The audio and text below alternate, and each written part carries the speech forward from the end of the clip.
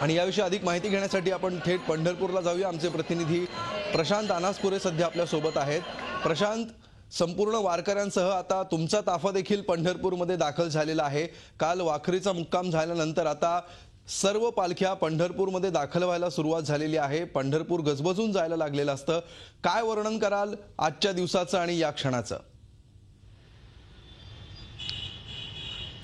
अमोल, नक्की की सुख नाही त्रिभुवनी प्रत्यक्ष चक्रपाणी उभा येतं। पंढरपूरमध्ये आपण आहोत आणि त्यामुळे आज पहाटेपासून सकाळपासून हे जे पंढरीचं सुख म्हणजे नेमकं काय असतं, चंद्रभागेमध्ये स्नान करणं म्हणजे काय असतं आणि संपूर्ण जो भक्तिमय परिसर आहे पंढरपुरातला, विठुरायाची ही नगरी आहे आणि म्हणूनच या विठुरायाच्या नगरीमध्ये एकदा का आपण ते प्रत्यक्ष जो चक्रपाणी आहे, जे विठ्ठल रुक्मिणीचं जे मंदिर आहे त्याचा कळस असेल किंवा नामदेवांची पायरी असेल किंवा पंढरी नगरी असेल, ही पंढरी नगरी आपल्याला अनुभवायला मिळणं हे खरंच प्रत्येकाच्या भाग्यात असायला हवं, तरच आपल्याला हे अशा प्रकारचं दर्शन मिळू शकतं। आणि म्हणून जे आपले प्रेक्षक बघतायत, आज आपण जे काही पंढरीचं जे वेगवेगळी रूपं आपण दाखवतोय घर बसल्या प्रेक्षकांना, ती एक वेगळी मेजवानी म्हणूया। अनेक ज्या दिंड्या आहेत पंढरपूरमध्ये दाखल झालेल्या आहेत। माझ्यासोबत आळंदीवरनं पंढरपूरपर्यंत आलेली ही दिंडी आहे। काय नेमक्या भावना असतात वारकऱ्यांच्या इथे पंढरपूरमध्ये पोहोचल्यानंतर, थेट आपण थोडंसं त्यांच्याकडनं जाणून घेऊया।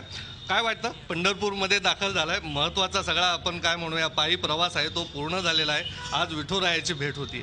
सर्वात पहिलं तर आम्हाला आमच्या माहेराला आल्यासारखं वाटतंय आणि आमची घडशी वारकरी मंडळाची आळंदी ते पंढरपूर पायी वारी असते। दरवर्षीप्रमाणे आम्ही ह्यावर्षी आलो, चंद्रभागेचं स्नान केलं, कळसाचं दर्शन केलं आणि मन एकदम तृप्त झालेलं आहे, मन भरून आलेलं आहे आणि असं एवढा आनंद वाटतोय की आता परत जाताना सर्वांना निरोप देताना असं रडल्यासारखं भरून आलेलं आहे आणि खूप खूप आनंद झालेला आहे। एखाद्या ओवीतनं अभंगातनं थोडंसं दाखवा प्रेक्षकांना, कशा प्रकारे तुम्ही वर्णन करता। आम्ही एक तुकारामांचा अभंग आहे तो आम्ही आता गाऊन दाखवतो आहे सादर। मनाला गलिया छंद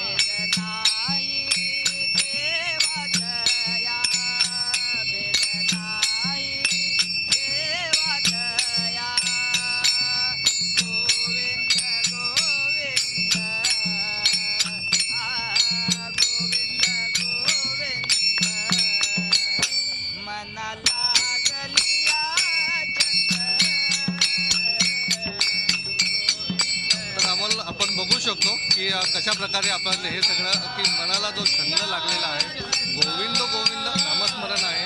जरी एवढ्या किलोमीटरचा प्रवास झालेला आहे, मात्र तरीही आज हे संपूर्ण सगळे वारकरी असतील, दिंड्या असतील, आपल्याला अशा प्रकारच्या नामस्मरणामध्ये आजही दंग झालेल्या दिसतात। आजचा उत्साह आणखीन वेगळा आहे की चंद्रभागेमध्ये स्नान झालेलं आहे आणि आता प्रत्यक्ष विठुरायाची भेट कधी होते याची आस या सगळ्या वारकऱ्यांना लागली आहे।